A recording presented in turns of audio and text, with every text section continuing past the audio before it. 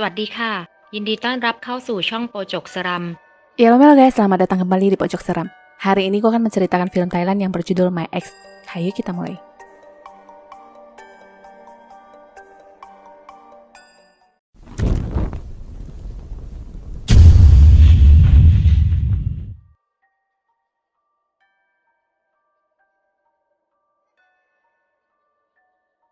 Seorang artis bernama Ken diberitahu pacarnya bahwa mereka akan segera mempunyai bayi yang membuat dia syok. Baru saja ingin memperlihatkan hasil tes pack, pacarnya yang bernama Min malah melihat cover majalah Ken yang bersama perempuan lain. Min lalu mempertanyakan tentang gosip-gosip itu, tapi Ken tidak menjawab, malah meragukan bayi yang dikandung Min adalah anaknya. Sudah pasti Min kecewa mendengar hal tersebut, dan sebelum pergi dia mengatakan Ken seorang bajingan. Dasar kamu bajingan. Reputasi Ken sendiri adalah playboy kampung yang suka mengumbar dusta. Inilah artis perempuan yang digosipkan bersama Ken yang bernama Ploy. Hari itu mereka mengucap janji pernikahan, tapi ternyata hanya bagian dari pembuatan film. Ada bayangan seseorang yang misterius di depan pintu, dan tiba-tiba sebuah manekin jatuh yang hampir saja mengenai Ploy. Mobil Ken sendiri dicoret-coret orang dengan tulisan bajingan. Seorang paparazi majalah gosip bernama King dengan sigap mengambil foto-foto tentang apa yang terjadi. Karena banyaknya hal yang janggal, Ploy menjadi kesal dan Ken pun melancarkan rayuan untuk meyakinkan Ploy bahwa dia adalah satu-satunya. Ceritanya sekarang, mereka sedang ingin pergi ke tempat pencucian mobil dan tak berapa lama ada telepon masuk yang enggan dijawab oleh Ken. Panggilan telepon itu dari Bow yang adalah pacar kedua Ken setelah Min. Tidak kehilangan akal, Bow menghubunginya lewat telepon umum dan di sini Ken berakting seakan-akan tidak ada yang berbicara di telepon dan menutup telepon. Bow masih berusaha menghubungi Ken terus-menerus sampai sesuatu pun terjadi. Bow tertabrak truk dan dia pun langsung mati mengenaskan. Anehnya, ada sekuntum bunga Kamboja di tempat kejadian yang tertiup angin dan tiba-tiba bunga itu juga sudah ada di dalam mobil Ken. Di tempat cuci mobil, Ploy kaget melihat sosok hantu yang tertangkap di cermin bedaknya saat dia sedang bercermin. Dari jauh, samar-samar dia melihat hantu perempuan yang semakin mendekat sampai ke wajahnya dan ternyata hanyalah mimpi. Jika yang tadi hanyalah mimpi, kenyataannya memang ada hantu yang berdiri di samping mobil mereka. Sorenya, lagi-lagi King mengambil foto mereka secara diam-diam yang sedang berjalan masuk ke apartemen. Di dalam apartemen sendiri, bunga itu ada lagi. Sekilas Ken merasa ada sesuatu di belakangnya dan hantu itu duduk di sampingnya saat Ploy berjalan pergi. Keanehan lainnya pun berlanjut. Ken yang harusnya berendam bersama Ploy tiba-tiba mendapatkan cakaran yang dalam. Ploy sendiri juga sudah tidak berada di bathtub dan yang ada sekarang hanyalah rambut yang banyak. Di kamar, Ploy yang ternyata sedang tidur terbangun karena mendengar bantingan pintu dan sekilas melihat ada perempuan yang berjalan lewat. Lampu, konslet, dan hantu itu sudah berdiri di belakangnya lalu menghilang. Hantu itu muncul lagi dengan wajah yang sangat menakutkan yang akhirnya membuat Ploy terbangun dari mimpinya. Ploy merasa mimpi itu sangat nyata dan berkata di luar ada orang. Memang sekilas ada sesosok perempuan yang lewat dan Ken pun mengejarnya sampai keluar, tapi anehnya tidak ada siapa-siapa seakan sosok itu lenyap begitu saja. Entah kenapa foto Ken dan Ploy pun retak tiba-tiba. Malamnya manajer Ken yang bernama Nimir menelpon dan mengabarkan kantor mereka yang dicoret-coret. Dia berasumsi itu pastilah ulah dari salah seorang mantan Ken yang bernama Min. Jadi intinya Ken disuruh lebih berhati-hati jika ingin bermain-main dengan wanita. Di lain waktu Ken pergi berlibur ke sebuah pulau dan di sana dia disambut oleh seorang ibu-ibu yang berstatus sebagai pembantu harian. Si ibu juga bersama anaknya yang bernama Jeep. Seharusnya Ken hanya datang sendiri, tapi Jeep terus melihat ke dalam mobil dan mengatakan bahwa ada seseorang di sana. Ibunya sendiri tidak melihat ada siapa-siapa, tapi sebenarnya memang ada sesosok wanita di dalam mobil. Tak lama setelah itu, Min menghampiri Ken dan memberitahu bahwa dia sudah menghentikan kehamilannya. Min berhasil merayu Ken dan mereka kembali melakukan hubungan badan. Saat lagi asik-asiknya, bel pintu berbunyi yang ternyata Ploy sudah berada di depan pintu. Ploy mencurigai sesuatu dan langsung menerobos ke dalam, tapi anehnya Min sudah tidak berada di kamar. Yang mereka temukan hanyalah bingkai foto yang pecah. Min pergi, sekarang Ploy yang digarap oleh si laki-laki mesum ini. Cerita berlanjut ke King. Dia memeriksa setiap jepretan fotonya dan terlihat di sana ada sesosok hantu yang selalu berada di antara Ken dan Ploy. Di hari berikutnya, King pun kembali mengambil foto Ken dan Ploy di tepi pantai. Ada juga hantu perempuan yang sedang memperhatikan mereka dari jauh. Saat mereka berlarian kembali ke villa, wajah Ken terkena ranting pohon yang terkesan seakan digampar orang. Di tempat lain, jepretan King lagi-lagi menangkap sosok hantu yang sama. Kembali ke villa. Kali ini, Ken berencana bertunangan dengan Ploy dan akan diberitahukan ke media. Ploy mengiyakan dan setelah itu dia pamit yang katanya ada kerjaan yang harus diselesaikan. Ken yang mengantarkan Ploy sampai di mobil sekilas melihat ada sosok perempuan yang duduk di sebelah Ploy di dalam mobilnya. Malamnya, Min muncul lagi di dapur villa dan terlihat asik memasak. Kebetulan di saat-saat seperti ini, Ken menjawab panggilan telepon dari Ploy dan Min terlihat sangat tidak senang. Di mobil Ploy sendiri ada lagi bunga Kamboja.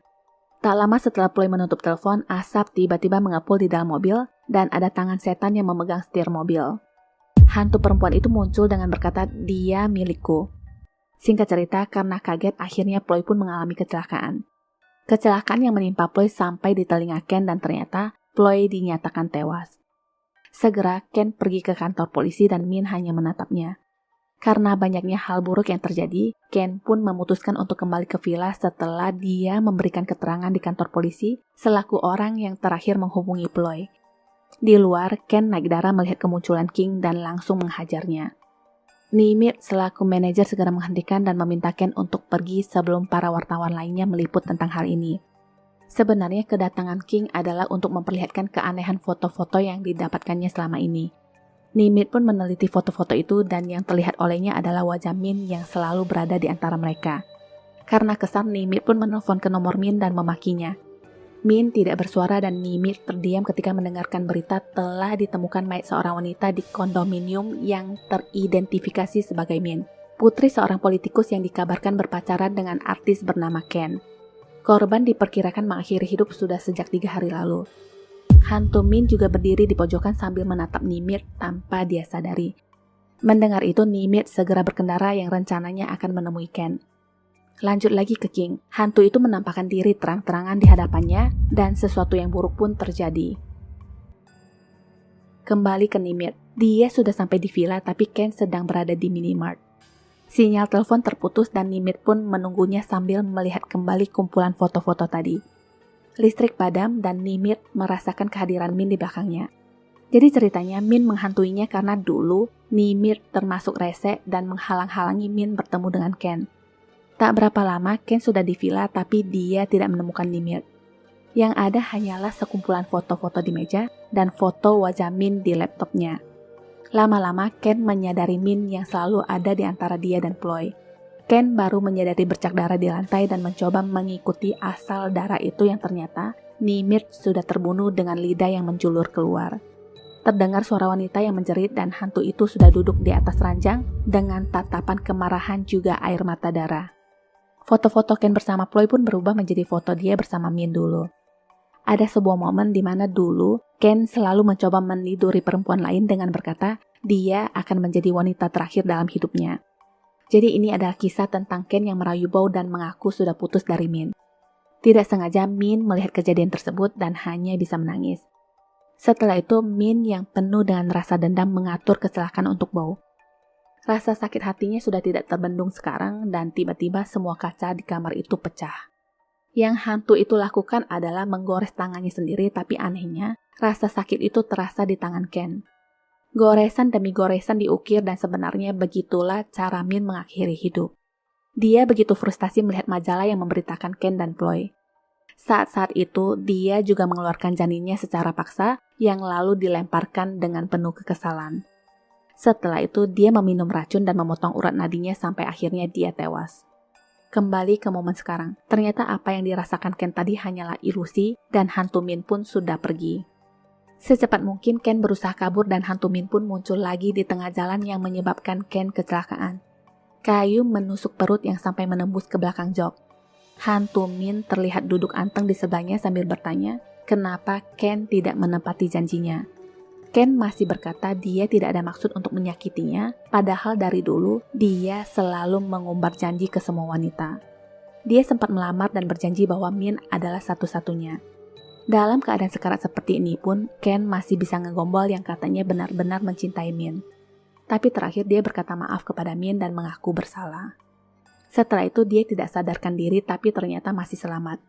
Dulu, Ken pernah bilang bahwa nama pohon Kamboja itu melambangkan keburukan dan bermakna kesedihan. Konon katanya karena itu seorang putri raja mengubah nama pohon itu. Ken mengajak Min menanam lebih banyak pohon Kamboja sedangkan Min berkata dia hanya ingin satu karena dia hanya mempunyai satu cinta sejati.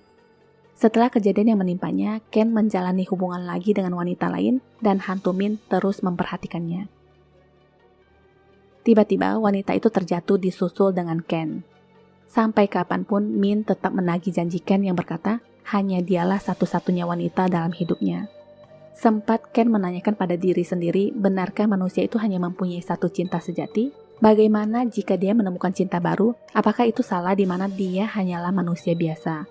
Jika ada kesempatan untuk memilih cinta sejati, maka dia harus memilih. Tamat. Hidup itu selalu tentang pengalaman, belajar, dan memilih.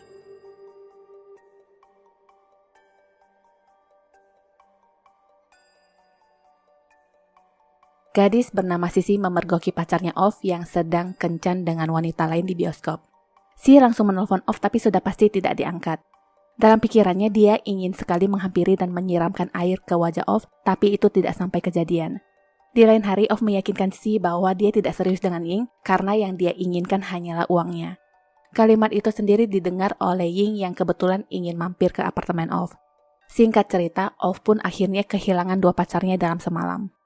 Tak disangka Ying begitu sakit hati mendengar kalimat-kalimat yang keluar dari mulut Off dan melakukan hal bodoh dengan lompat dari gedung apartemen.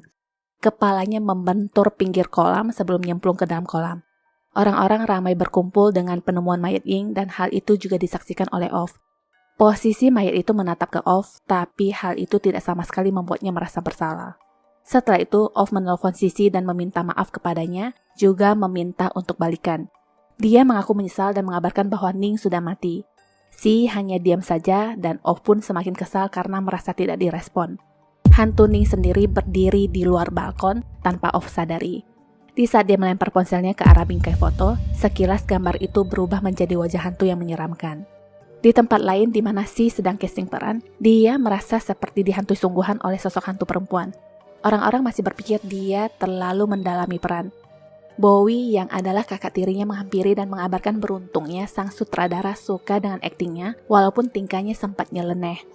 Setelah itu Si dikenalkan dengan seorang produser yang bernama Karn yang katanya tertarik untuk berinvestasi dalam film mereka. Dilihat dari lirikan mata Karn yang menggelikan, sepertinya ada ketertarikan terhadap Si. Telepon masuk ke ponsel Si dari Off yang tidak ingin diangkat olehnya. Di saat Si berada di toilet, Off menghampiri dan melancarkan aksi bujuk rayu agar Si kembali kepadanya. Tiba-tiba, Si yang berdiri di hadapan Off berubah menjadi hantu Ying yang ternyata hanyalah mimpi. Pagi itu, Bowie pulang ke apartemen dan melihat ada panggilan masuk dari Off ke ponsel Si. Dia pun mengangkat telepon dan Off langsung disikat. Katanya, buaya rawa disarankan kembali ke habitat dan dilarang keras membual di telepon. Di lain waktu, Si dan teman-temannya berkunjung ke vihara untuk sekedar mendapatkan nasihat atas kegundahan hatinya juga sebelum mereka melakukan perjalanan ke sebuah pulau. Dari stik yang keluar, terdapat nasihat yang isinya menyarankan untuk berbuat banyak kebaikan agar menjauhkan diri dari petaka. B yang memakai baju polkadot berkata benar banget tuh, banyak-banyak berbuat baik agar si kotoran burung itu bisa keluar dari hidupmu. Si kotoran burung yang dimaksud itu tentu saja Off. Si sepertinya tidak begitu percaya dan meletakkan kertas nasihat begitu saja. Mereka pun berencana pergi dan tak jauh dari sana, Si melihat ada bangkai burung yang gak taunya masih bisa bergerak. Sepanjang perjalanan, kedua gadis sudah tepar sedangkan Si menjadi supir. Cuaca sedikit gerimis dan Si melihat ada seseorang yang terkapar di tepi jalan. Anehnya setelah dilewati gadis itu bangun dan berjalan. Posisi sekarang mereka sudah di kapal untuk menyeberang ke pulau yang rencananya akan ada syuting sekaligus untuk berlibur di sana. Si memilih untuk menunggu di mobil sedangkan yang lainnya asik foto-foto. Di sini Si lagi-lagi melihat gadis aneh yang tiduran di jalan tadi lewat kaca spion, tapi sosok itu menghilang setelah dia benar-benar menoleh ke belakang. Ai menghampiri dan menariknya untuk berfoto bersama. Bowie lah yang akan mengambil foto dan sekilas dia melihat hantu perempuan yang berada di belakang Si, tapi dia berpikir mungkin yang tadi itu hanyalah ilusi saja. Padahal hantu itu memang ada persis di belakang Si. Setelah itu ada lagi kejadian di mana mereka melihat beberapa orang yang sedang mengangkat sesosok mayat perempuan dari air dan singkat cerita akhirnya sampai juga mereka di pulau. Waktu itu kabarnya resort sedang direnovasi karena memang sedang low season, jadi tidak banyak yang menginap di sana. Resort itu sendiri adalah milik Kern. Villa yang mereka tempati berlokasi agak di ujung, dan untuk ke sana mereka harus berjalan sedikit melalui area hutan. Kebetulan di sana ada beberapa pekerja yang sedang menggali lubang, juga ada rumah roh yang membuat mereka sedikit takut. Saking terpananya mereka, Si tidak sengaja menendang sajen yang diletakkan di tanah. Bukan hanya Si, Ai juga tidak sengaja menginjaknya. Sesampainya di villa, Si sekilas melihat bayangan sosok hantu perempuan yang menghilang setelahnya. Entah kenapa hantu itu terkesan mengikutinya. Lanjut lagi, sekarang mereka bermain kartu tarot. Si yang akan dibacakan pertama dan hasilnya akan ada pria baru dalam hidupnya, tapi yang lama juga akan masih nempel. Satu kartu lainnya mengisyaratkan Si akan menghadapi sesuatu yang terlibat dengan kehidupan dan kematian. Tak berapa lama, Khan datang sekedar berbasa-basi dan tatapannya terus mengarah kepada Si. Hal ini disadari teman-temannya dan sepertinya Bowie agak kurang suka yang mungkin dia juga suka dengan Khan. Ditambah dia mengatakan tidak akan ikut main ke pantai dengan alasan ada kerjaan lain. Sewaktu di pantai, Si lagi-lagi melihat hantu perempuan itu di bawah air dan ternyata hanyalah batu karang. Setelah dari pantai, Si merasa seperti ada yang memperhatikannya dan kaki hantu itu terlihat berdiri di depan pintu. Si memberanikan diri untuk membuka pintu dan yang terlihat hanyalah tetesan air yang membasahi lantai. Di kamar lain, B yang sekamar dengan Ai mengalami hal yang lebih menakutkan. Awalnya, B melihat ada sepasang mata di bawah ranjang dan dia pun menyuruh Ai melihatnya juga yang ternyata ada hantu wanita merangkak keluar dengan wajah yang sangat menakutkan. Besoknya mereka langsung minggat dengan alasan ada urusan. Setelah di Bangkok, B menelpon Si dengan mengabarkan wanita yang dilihat mereka di teater bersama Off dulu telah meninggal dan mereka baru mengetahui berita itu dari koran. Di koran juga tertulis bahwa dia patah hati dan mengakhiri hidup. B mengingatkan Si untuk berhati-hati karena arwah orang mati seperti itu sangat menakutkan dan siapa sangka kendaraan yang mereka tumpangi mengalami kecelakaan karena ditabrak kendaraan lainnya. Telepon terputus dan di saat Si berencana kembali ke villanya, terdengar suara tetesan air dan hantu itu sudah berdiri di belakangnya tapi menghilang setelah Si menoleh. Hal aneh lainnya terjadi di mana lantai tiba-tiba dipenuhi air dan terdengar suara tawa wanita. Hantu itu muncul lagi dan langsung menarik kaki Si. Si tercemplung ke air dan hantu itu terus menarik kakinya seakan ingin menenggelamkannya. Sesadarnya Si, sudah ada Khan di sana yang katanya Si hanya bermimpi buruk. Adegan ini memang hanya sebagian dari pembuatan film, tapi apa yang terjadi dengan Si tidak semuanya sesuai skenario. Syuting di lokasi villa hanya sampai di sini dan episode selanjutnya akan dilanjutkan di Bangkok. Setelah itu, Khan mulai mendekati Si dan sepertinya Si pun menyukainya. Setelah itu ada telepon yang mengundang Khan untuk mendiskusikan soal perencanaan perluasan resort, lalu Si dan Khan pun berpisah di sana. Off sendiri masih terus mencoba menghubungi Si, dan yang menjawab teleponnya saat itu adalah Bowie karena posisi ponselnya yang tertinggal di villa. Hantu itu juga terlihat berdiri di samping Khan. Si sudah sampai di villa dan malam itu hujan pun turun lebat. Bowie sendiri tidak terlihat batang hidungnya dan sekarang malah ada sosok Off di sana. Sudah pasti Bowie lah yang memberitahu Off di mana mereka berada. Si tidak ingin berbicara dengannya tapi Off mengancam dengan kejadian di atas gedung. Nah, jadi cerita sebenarnya, Yinglah pacar Off sebelum dia bersama Si. Jadi intinya, Off yang berselingkuh dengan Si di belakang Ying. Saat itu, Off menjelaskan bahwa dia kalah taruhan dan kehilangan banyak uang. Hanya Yinglah satu-satunya orang yang bisa membantu masalah keuangannya. Momen itu disaksikan oleh Ying dan Si yang sadar akan keberadaan Ying sengaja memeluk Off di depannya. Setelah itu, Si menemui Ying di atas gedung dan menyuruhnya melompat. Ying mengatainya tidak tahu malu di mana Si sudah mengambil punya orang, tapi masih bersikap seperti ini. Si berjalan semakin mendekati Ying dan Ying pun menyuruhnya untuk mundur. Kemudian Si menjawab dengan santai bahwa orang sepertinya tidak akan mundur untuk orang lain. Sebenarnya Ying tidak berniat mengakhiri hidup tapi Si terus mendesaknya, bahkan dia sengaja mendorong Ying dan melepaskan tangannya. Kejadian itu disaksikan oleh Off dari belakang secara diam-diam. Sekarang Off menggunakan itu untuk mendesak Si kembali kepadanya. Dalam keadaan itu, Si mendapatkan pisau yang langsung ditusukkan ke leher Off. Melihat Off sekarat, dia bukannya takut malah mengambil pajangan di meja dan menimpuk Off sampai benar-benar mati. Sadis juga nih perempuan. Tak berapa lama, Bowie pulang ke villa dan jatuh tersandung oleh mayat Off.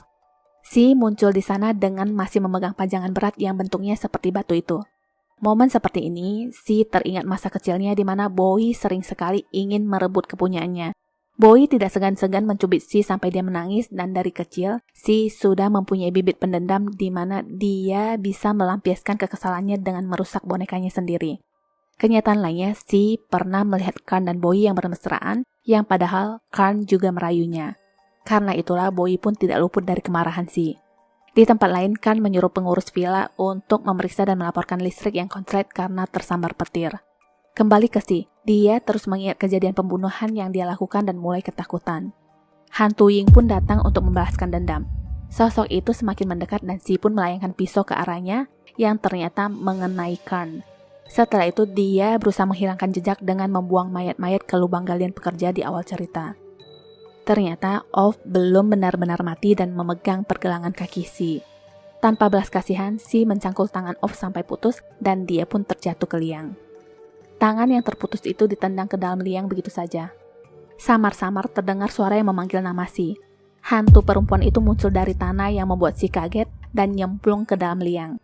Air semakin penuh dan mayat-mayat pun mengapung. Sesadarnya Si sudah ada di ranjang dan beberapa pasang tangan terasa menahan kaki dan tangannya. Si pun berteriak dan terbangun dari mimpinya. Pagi itu terdengar suara orang yang berkata menemukan mayat yang tak lain adalah para korban Si. Ada lagi korban lainnya yang ditemukan yang ternyata itu jasadnya sendiri. Jadi semalam dia bahkan tidak bisa lolos dari pengejaran hantu Ying dan apesnya rumah-rumahan roh itu jatuh menimpanya sampai mati. Rohnya yang sekarang seakan tidak percaya bahwa dia juga akhirnya mati dan hantu Ying tetap berdiri di sana sambil menatapnya. Tamat. Dendam itu mengikir kebahagiaan. Tertawalah selagi bisa, minta maaflah jika harus dan lepaskanlah sesuatu yang tidak bisa kamu rubah. ขอบคุณที่รับชมช่องของเรานะคะ ถ้าชอบอย่าลืมกดไลค์ กดติดตาม และแชร์หนังเรื่องต่อไปของเรานะคะ ขอบคุณค่ะ